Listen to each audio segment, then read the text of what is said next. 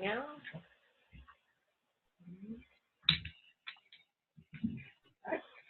Great. Well, thanks everyone for joining.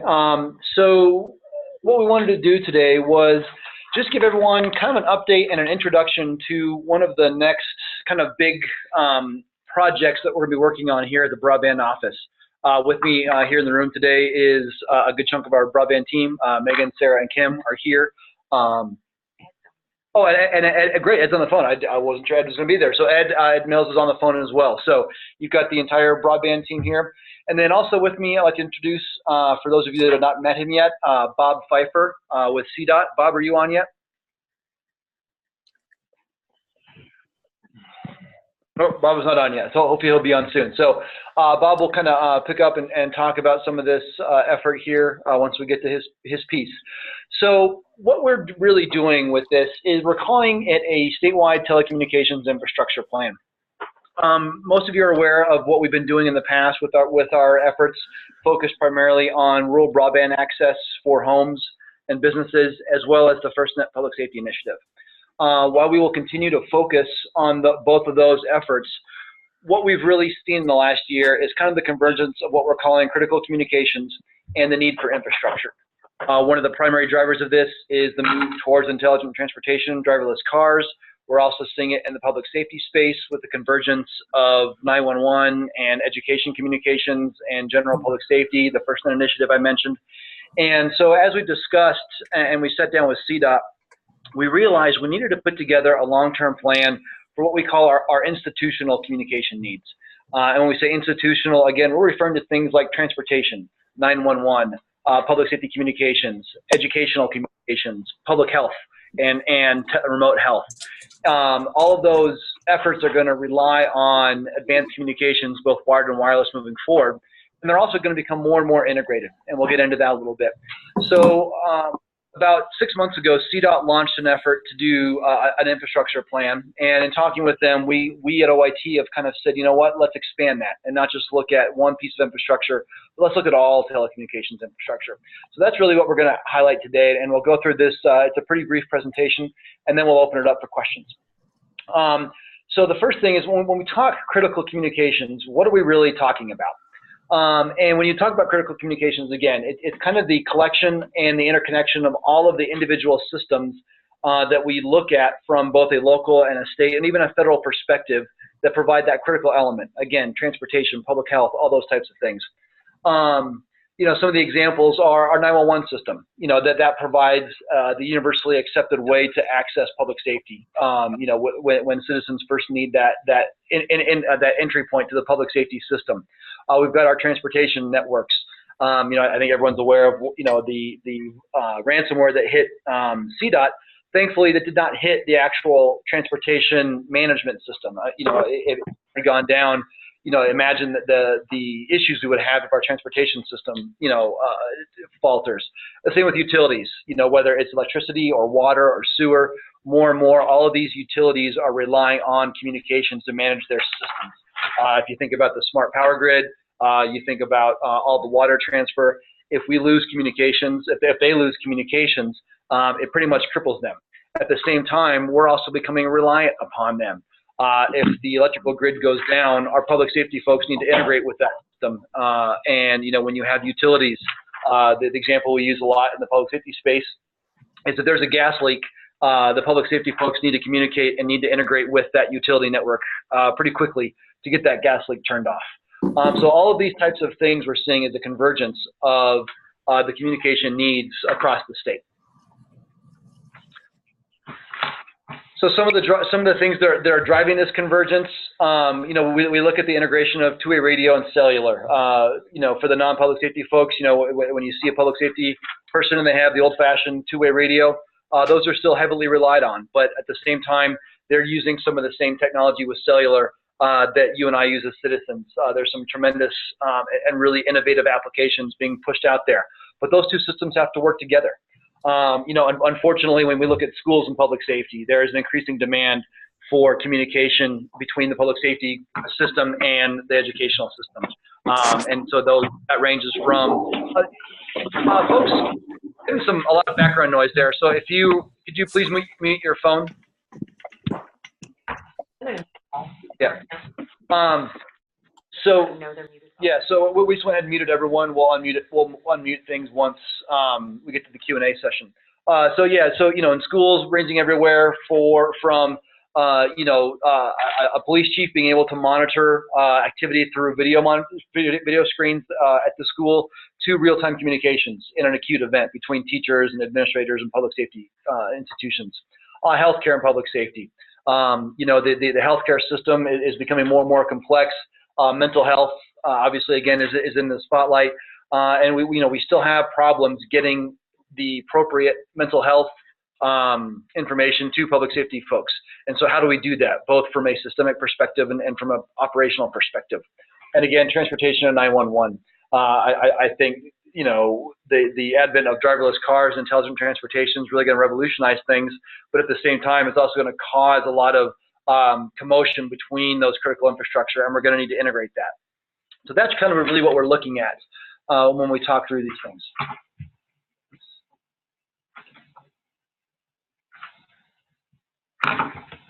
Oh, sorry, there we go.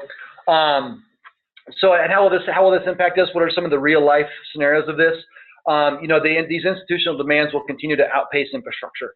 When Bob talks about CDOT, the need for communications for driverless cars is going to be massive.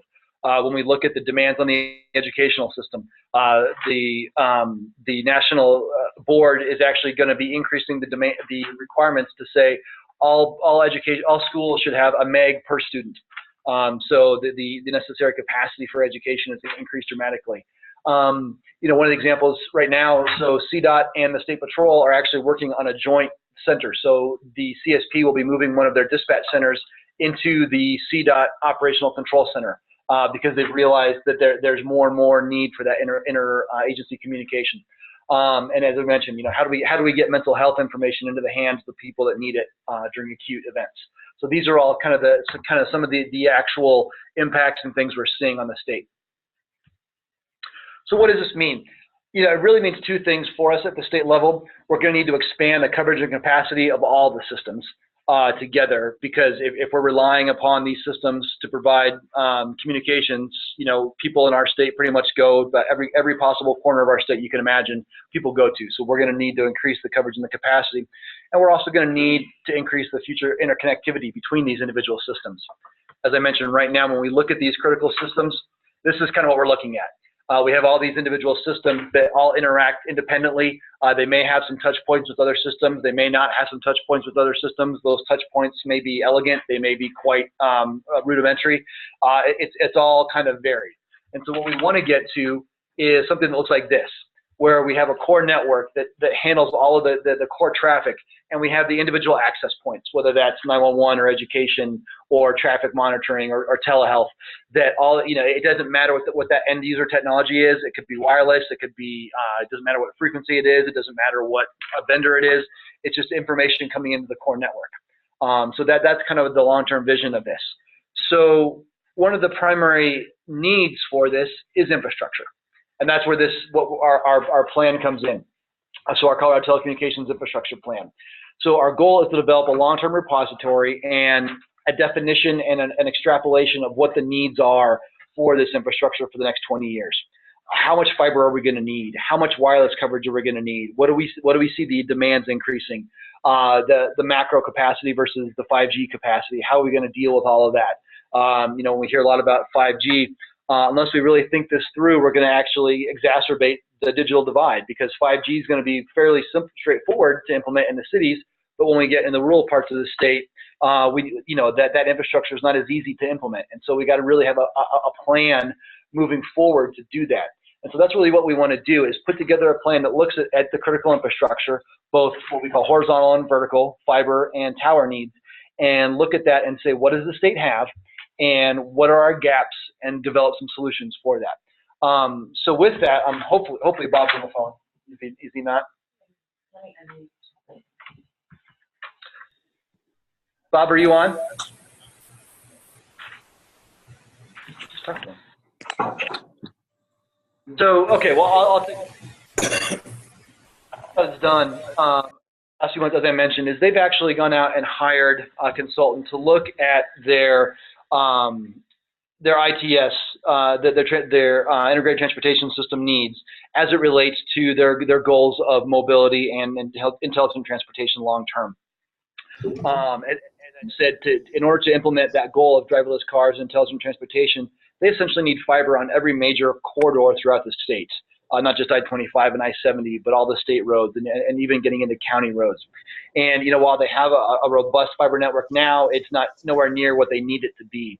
And so what they're looking at is, how do we effectively look at what we have? How do we maximize the utility of what we have in terms of existing fiber? And how do we get the investment that we need to get new fiber in there?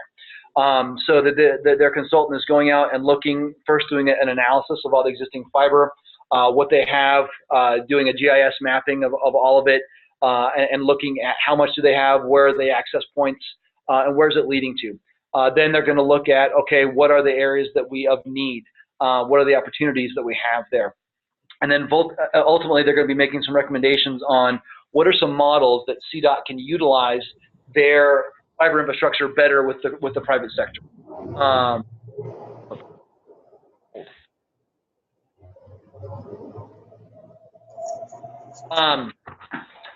So when they look at that, what are some ways that CDOT can? One sec, Rob's trying to get on.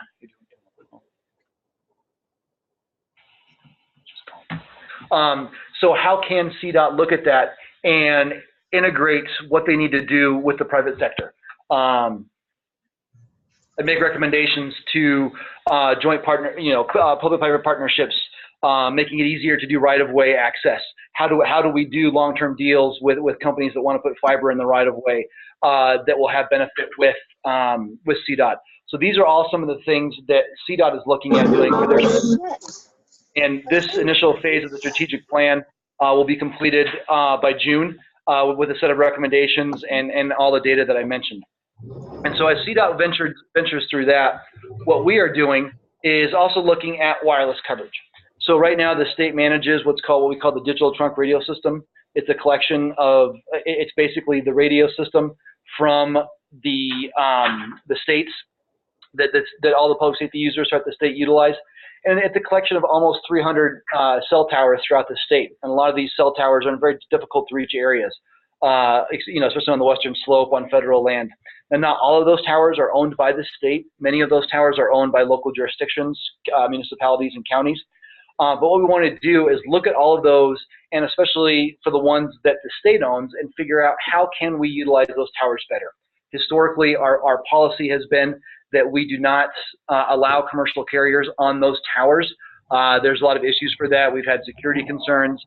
Some of our leases that are with the Forest Service or other federal agencies go back 30 years, and they specifically state, there shall be no commercial utilization on the towers. But there's really no practical reason why we can't change that. We have been in conversation with the Forest Service and BLM as well. And they've said, well, we'll sit down with you guys and rework if we need to rework leases. So what we're doing is going through a process right now of analyzing all these towers that the state owns and looking at them, which ones are viable from an engineering perspective, which ones are going to need some significant improvement to handle the additional cellular load, which ones are the leases very amenable to co-location, which one of them need to be worked on. Some of the towers may not, some of the towers, we have private land issues, because while we might own the land and the tower, we have an easement with a private landowner to get to that tower. And that easement may say no commercial use. So we have to sit down and go through and renegotiate with the private landowner. So there's a lot of issues that we face. And so what we're doing right now is looking at all these towers that the state owns and manages, and creating kind of a database of what these towers look like and how we're going to integrate them and how we can make better utilization of them. We also want to look at the same time, an analysis of what we see for long-term coverage. Ideally, we'd like to get to 100% coverage in our state from a cellular perspective. That's probably not going to happen, but we want to get as close to 100% as possible. So where is that? We have coverage maps for most of the carriers. So what we want to do is look at and say, okay, in areas where we need coverage, what are some of the towers that we can utilize? And then from a capacity perspective, let's look at an analysis about what the long-term capacity needs are going to be as we move towards a more wireless world with public safety and education and healthcare. What demands are we going to need? How do we handle that? If it's 5G, how do we get small sites on some of our difficult to reach areas? How do we do better Wi-Fi access in state parks and other public lands? All of those things we want to look at and figure out how do we maximize the utility of those towers, and eventually come up with a process where if any carrier, it'll be carrier agnostic, wants to come and work with us, that we can work with them and make those towers available to them. So I think, Bob, are you on now? I am, Brian. Sorry about that. Oh, no worries. So I was just going through. So I'm going to go back a step here and have Bob talk more specifically about what CDOT's doing with their fiber plan. So Bob, go ahead and take it away. Yeah, thank you, Brian. Just want to catch everyone up. My name is Bob Pfeiffer. I am the ITS Intelligent Transportation System Planning Manager, also the Business Development Manager that kind of owns the right-of-way and deploys fiber and technology on the right-of-way within the CDOT preview. So kind of give you background of who I am. I also own all the public-private partnerships when it deals with telecommunication on the right-of-way. So if anyone ever needs to reach out to me, you know who I am. But let me kind of give you a little background today on where CDOT is in regards to fiber planning from the state perspective. We're teaming up, obviously, with OIT and Brian Shepard and his team. And we're working through a 5 to 10 year, we're focusing hopefully on a 10-year fiber plan that will focus on making several criterias, put weights behind them to kind of narrow down which highways would be priority for fibers for us. Our hope is that gives us a more surgical and strategic view of where we should deploy fiber based on several weighted factors. And those factors could include everything from single-threaded communities where they only have one maybe way in and out dealing with fiber or telecommunications, or a public PSAP or a 911 facility that might be single-threaded, or may deal with economic development. But it might also, obviously, some of the heavier factors would be around traffic, safety, operations, and so forth. And so we take several items like our region's priorities. Some of maybe high death or fatality rates on highways might also be a factor as well, because as we introduce technology into the roadway system, we will be able to hopefully reduce those fatalities on our highway system, as well as improve the commuter's experience on all the highways within the state of Colorado.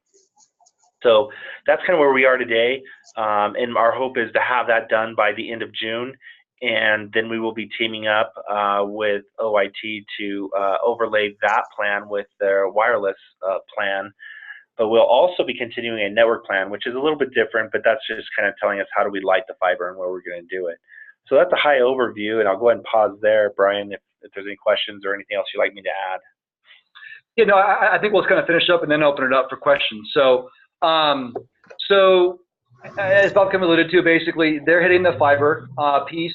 We at OIT are working on the tower piece and the wireless piece, and then what we want to do is, create this overall plan. And so some of our initial deliverables will include an analysis of all of our existing assets, as I mentioned, both horizontal and vertical, some forecasts of future demands from all the perspectives. We're working with the 911 community to look at, some of the 911 issues. Where do they have single points of failure in the network? Where are they seeing increased demands? That type of thing. The initial deliverable will, as I mentioned, be recommendations on how to maximize the utilization of our existing assets. Well, again, both from a fiber perspective and a tower perspective. And then, one of the things we're really looking forward to is what are some models? What are some P3 models that we can look at? The amount of money that's going to be needed to get this infrastructure in there is pretty impressive. And the state's not going to be able to do it alone. So how can the state and local jurisdictions and private enterprise work together to get that infrastructure that we need in place? So we'll be presenting some models. And then again, some strategic recommendations, long term to do this. So this initial piece is due to the Lieutenant Governor has tasked us with accomplishing this by September. So basically, as Bob mentioned, his piece will be done in June, and we anticipate part of our piece to be done in June as well. And then we'll kind of take those together and wrap them into one. And at the same time, we'll be reaching out once we kind of get some of this initial data there. We have a steering committee that is made up of state and local agencies, again, from all these different perspectives, looking at this and kind of guiding this. And once we get that initial recommendation, you know, and that piece to the Lieutenant Governor, then we're going to look to expand it and start to reach out to private enterprise to really make this, you know, an implementation. So that this first piece is kind of a first step for September, and then we'll be moving forward. You know, for example, on the tower piece, there's a bill right now that's kind of codifying the ability for OIT to utilize its tower assets in statute. But what we've told them is we'll likely have to go back to the legislature to ask for some additional statutory changes for the implementation of this based on how we implement that. There's some things that we need to clean up. So we'll be looking to go back to that in next year and really start to implement this. And again, you know, what we want to focus, this is statewide. While we're focusing on state assets, what we hope to do as well is to create a model that local jurisdictions can jump onto as well. So that if we have some kind of data set or if we have a program, you know, the state is not looking to control your local assets, but if you are looking to have your local assets be part of this overall plan, we would love to have it in there. And so that, for example, if a carrier comes to us and says, hey, I would love access to these 8 towers, 4 of them are owned by the state and 4 are owned by a given county, we have that in one repository, and that we as the state would negotiate for our towers, and then we would say, okay, here's the point of contact for this county that you need to go talk to for the county-owned assets or the municipal-owned assets. So those are the things we really want to do, is make sure that we accomplish a true statewide objective with this, knowing that, you know, not one entity can really solve this problem, that we have to do it from the grassroots perspective, you know, from a municipal perspective, a county perspective, and a state perspective. So that's kind of the crux of what we're looking to do with this plan. And so with that, I think we'll unmute all the lines. And again, those of you that aren't talking, please mute your line to minimize the background noise. But we'll open it up to questions for us or for Bob. So any questions that we might have? Yeah, hi, Bob and Brian. This is Juwade with forethought.net. I do have some questions.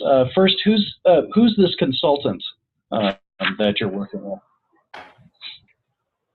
For me at CDOT? It was mentioned that there's a consultant that's been brought in to. Yeah, the consultant that we're using to help us pull our fiber plan together is Navjoy. Okay. So I'm not really hearing a lot of clarity about when and how you will allow private companies access to existing fiber assets.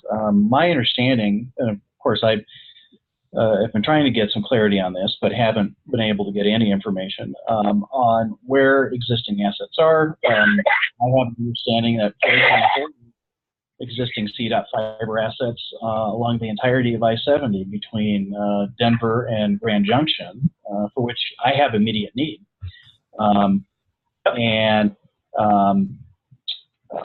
You know, what are we looking at in terms of timeline and availability of that? And I want to underline here that, you know, I have some pretty significant concerns that other telecom companies have already been given access to these assets, and yet companies like mine are not being allowed access to it currently. You've never talked to me, have you?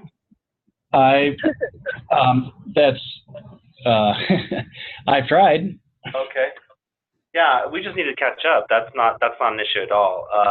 First and foremost, we don't have complete fiber between Denver and Grand Junction.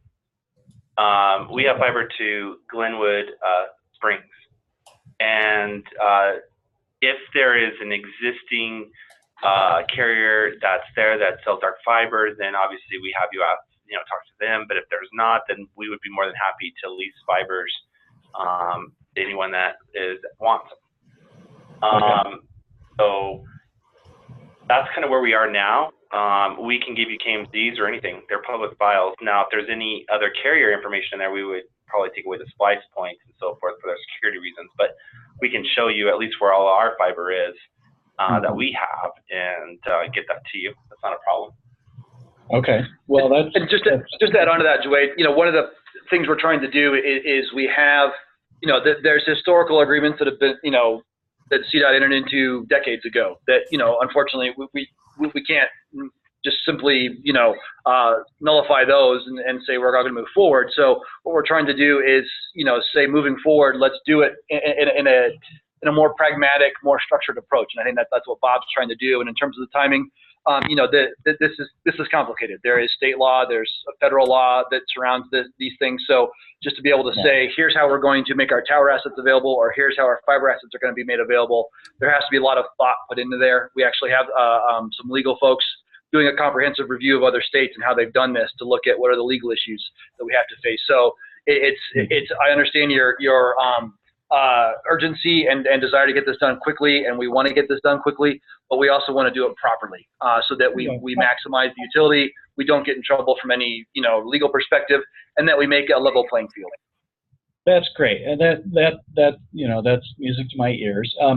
I just want to final note on my questions is that I don't know if you're aware, but now that CenturyLink has bought up most of its significant competition in Colorado, they've been issuing price increases left and right. We get notifications of these things. They've been raising prices in market after market after market. In my specific case in Eagle County, they doubled the prices that they're charging me for circuits, all of the circuits I have basically in Western Eagle County.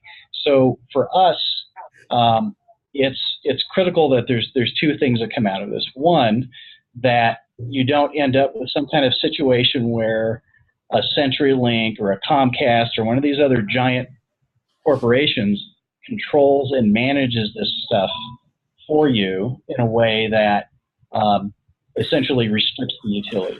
So whatever you come up with, my input is it's got to be fair and open, and we have to have ultimately access to dark fiber in a way that allows us to effectively compete against CenturyLink that apparently now thinks that they have the Ma Bell monopoly back. Reach out to me.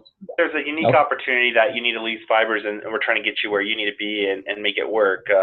That's why I think more the issue becomes is what is the construct of what you're asking for, right? Are you trying to use the right of way and build your own fiber? Or are you wanting to lease from us? It just, maybe you and I can catch up afterwards. And I do show in my system that you did call, I think a few weeks ago, but with all of the cyber attacks, and I don't think I got your message, but I do see it in my phone history. I apologize. Okay. So why don't you and I catch up after this, if you'd like, and set some time up where we can go through what your needs are. I'd appreciate that. Thank you. No problem. No problem. Sorry about that. We have a question from Kara about education and how the educational efforts are being factored into this. And so the way that's being worked, there was an initiative we started about 18 months ago called Kids Link Colorado. And the effort there, again, it was a grassroots initiative that was kind of generated through a few BOCES throughout the state and some other individual school districts working with us. And the goal of that was to say we want 100% of all school districts to meet the national connectivity goals. Right now, that's 100 kilobits per second. As I mentioned, it's going up to a meg per student. So right now, we're at 94%. So we're doing pretty well. 94% of our school districts meet these national connectivity standards. That number will obviously change once the standard gets moved up to a meg per student. And so through that initiative and through that group, we have had extensive interaction with local districts, and also Education Superhighway has been partnering with the state on trying to utilize the E-rate program to increase the capacity and infrastructure to schools. And so what we plan on doing is working with groups like that and looking at, we can say, okay, we can look at different schools and say if the goal is a meg per student and we know how many students are in each school, then we can look at where the school demand is going to be. And one of our efforts, Megan has a comprehensive database of most of the schools throughout the state. So again, we can, as we do this analysis, we can factor that in. So we can look at all the schools and say, okay, we know we're going to need in this region, we know we're going to need at least 10 gigs of capacity to meet all those schools' needs. Do we have that? What are some of the touch points? Do we to do that we need fiber to all the schools? What schools do and don't have fiber? we have a very good idea on that as well. So we'll be using those initiatives to factor that in to our analysis. We're going to use data a lot on this in some of our past efforts, as I mentioned, to map these things. So that's how we're going to factor that in and just really look at what's it going to take to meet the educational connectivity needs of the future. Thank you very much. Yeah, thank you very much. I appreciate it. So Megan is the one to talk to on your side, and is there someone on the education department side who's kind of in charge of that or working on it with you? Yeah, so we do work at Delilah Collins, who's the E-rate coordinator for the state, is part of our team for the Kids Link. But yeah, if you want more information and really get to understand it, Megan's the contact for that. Okay, great. Thank you very much. Other questions? Yeah, this is Jim Sukup with San Miguel, Colorado, San Miguel County. Yes. So just recently, the Colorado Judiciary courts finished or are in the process of almost finishing their own private MPLS. What plans do you have to integrate into that system that have spent ungodly amounts of money on already? That's an excellent question. Unfortunately, the Judiciary is one of the divisions in the state government that is basically on their own. They do not have to work with OIT or anybody else. We are aware of what they're doing. I think they've actually asked us to help them moving forward to try to complete that project. So I'm hoping that we will get more insight into what they are doing, what they have done. I know there's a big project to do some video arraignment, and so they need to analysis of what the capacity needs of that are. I don't know anything more than that. But yes, no, we are aware of that. We would like to integrate them, but as I mentioned, Judiciary is difficult because they tend to be fairly independent, and they don't really have to work with us. So we're gonna ask if they do. Well, perhaps the lieutenant governor could persuade the powers to be to make, long-term efforts to have one single Colorado broadband initiative. Maybe, when you talk about changes, that's one of those changes that I believe needs to occur. So if you could pass that along, and I think it sounds like you agree with what I'm saying.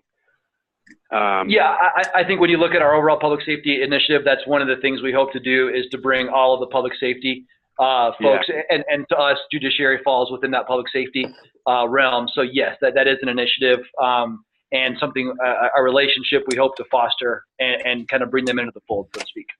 Yeah, and certainly because they actually have gateway accesses into mental health facilities and whatnot. So, from my perspective, they're already there's already some co-sharing going on, and so we should probably share the fiber that's being laid by them today.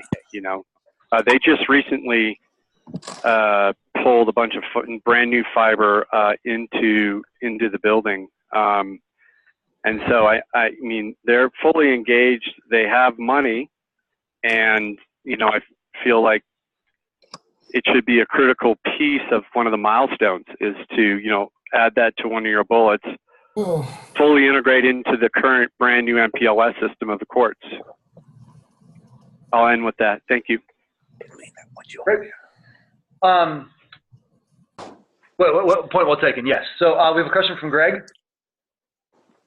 Yes, I just wanted to ask, when you're inventorying your fiber assets, are you also inventorying the other public agencies that you're currently partnering with and could partner with?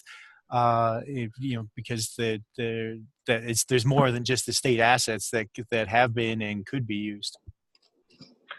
Yeah, as I mentioned, we want to encourage local jurisdictions. We have reached out before. We've not had a whole lot of feedback, but we have no authority to require local jurisdictions to integrate with us. But once we kind of get our data structure in place, yes, that's one of the things Bob and I want to do is go out and talk with local jurisdictions and say, if you're willing to, give us your information, we will include it in this kind of repository. But again, a local jurisdiction has no requirement to do that.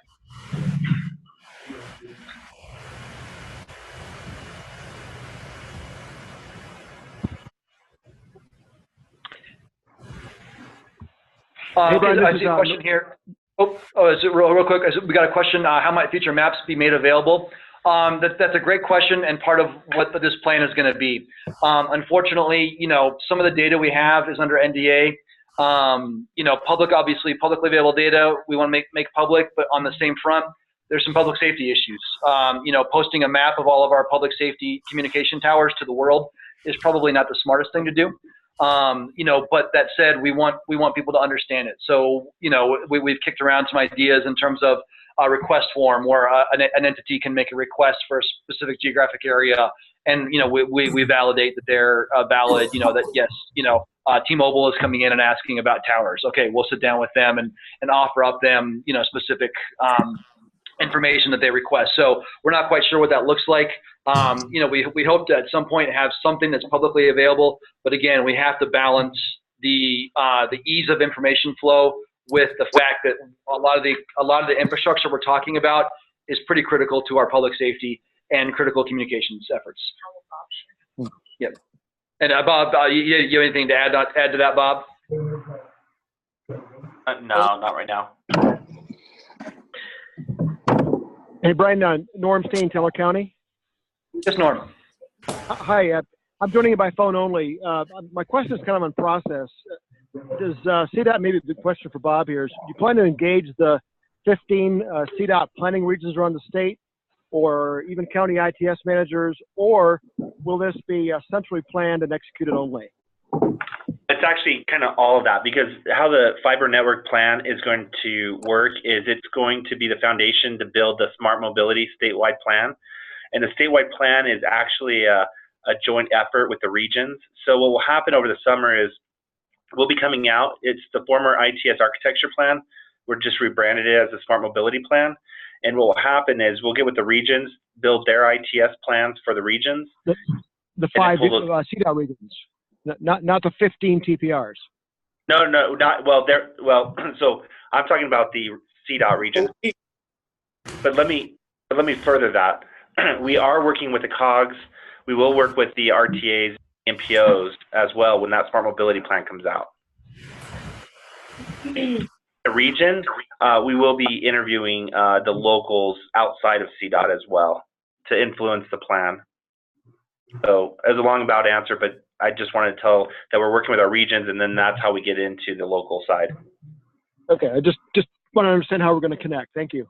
Yeah, our consultants will be in touch, definitely, with the RTAs, MPOs, and the COGS.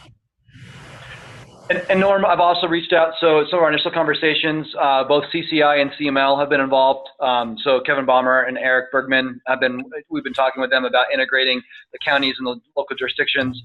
We've had folks from the 911 community in there, and we've also, as Bob mentioned, the Caro, Miriam from Caro is kind of trying to represent, some of the COGS and the economic development folks. So we're trying to cast as wide of a net as possible initially, but still keep it workable. And as we move forward, we'll be coming out and doing road shows. We're going to talk a lot about this at Mountain Connect this June at the conference, and really try to start to use that as a springboard for some more intimate outreach. Okay, great. Thanks, Brian. Other questions from folks?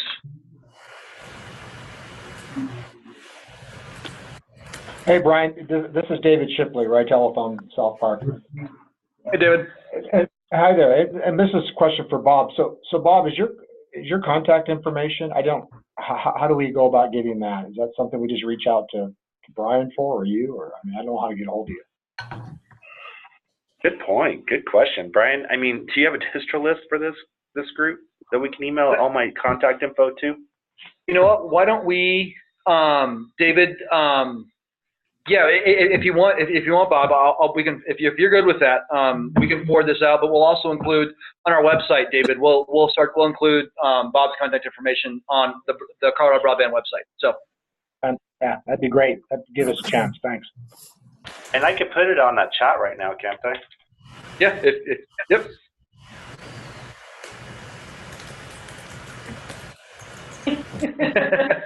Go. That's it, guys. Sorry about that.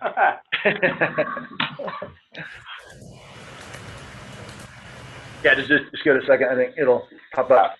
While Bob's doing that, is there any other questions?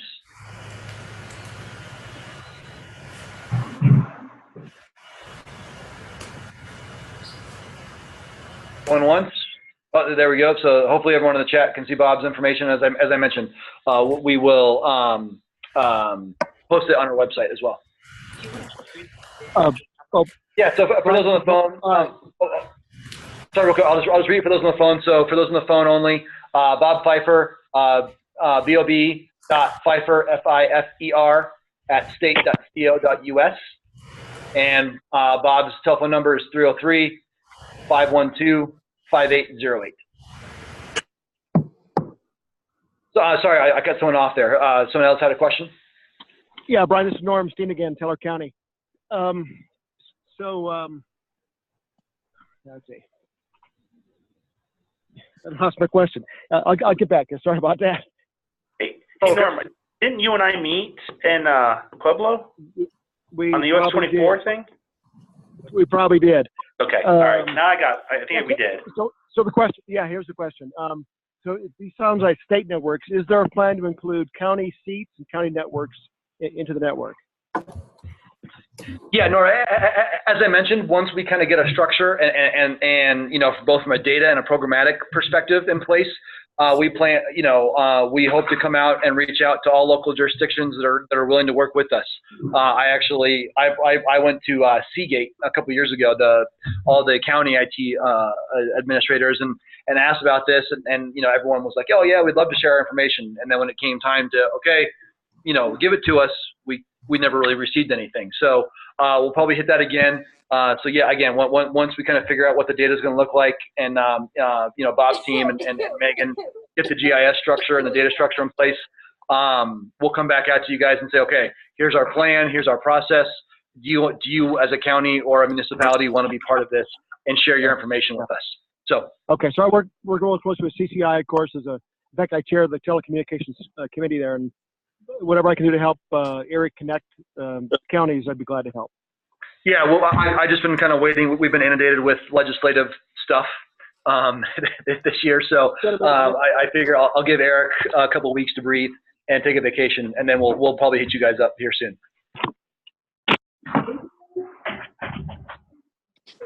Other questions from anyone on the phone or the webinar? Hey, Brian, this is Jim Finlayson from Grand Junction. Just wondered if you could talk a little bit about how this might tie into a statewide EZNet. Jim, you put me on the spot, didn't you? I think that's something that there's been some conversation about. I know the 911 community has been having a lot of conversation about that. CenturyLink, I know, is going through the tariff process for their EZNet offering through the standard 911 tariff process. I think what my goal for this is to add to that. That's why we wanted to include, the 911 community in this efforts and look at that. A true statewide EZNet, I think is going to take a lot of work. And from a governance structure, as I mentioned, we're focusing on the infrastructure with this. To me, a statewide EZNet is more about governance, and there is some efforts we are looking at right now to address that issue. But that's a different webinar. But yeah, I'd like to think that this effort would help that process. Look at an EZNet, not just from a fiber perspective, but again, also from a wireless perspective, and look at how we create something that truly is statewide. So that's a very politician-like answer to your question, but that's all I've got right now. Thanks, Brian. That is a tough question to deal with. Sorry about that. No worries.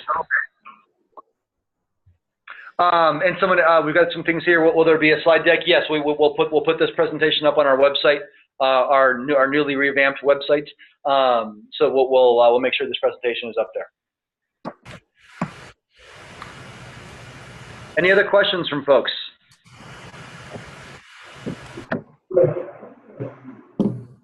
Going once, going twice. Okay, well, thank you, everyone. This was a great turnout. We hope this was valuable to you. If you want to have additional conversations, please feel free to reach out to any of us, Ed, Sarah, Megan, Kim, myself, on this issue, and we can come out and sit down with you and really talk through how this, with whatever your specific interest is, or if you're part of a larger interest group, we can come out and really talk through that and meet and talk more in depth about things. So please feel free to reach out to us. And as I mentioned, we'll be talking a lot about this at Mountain Connect in June. So I'd encourage everyone to go to Mountain Connect, and we'll be doing some additional outreach through that. So this recording will be on the YouTube website, linked to our website. Yeah. For anybody after you might encourage to listen to it. So yeah. So again, thanks for your time, and thank you, Bob, for spending the afternoon with us. And we look forward to talking with everyone here in the near future. Thanks, Brian. Thanks, Bob. Thanks, everyone.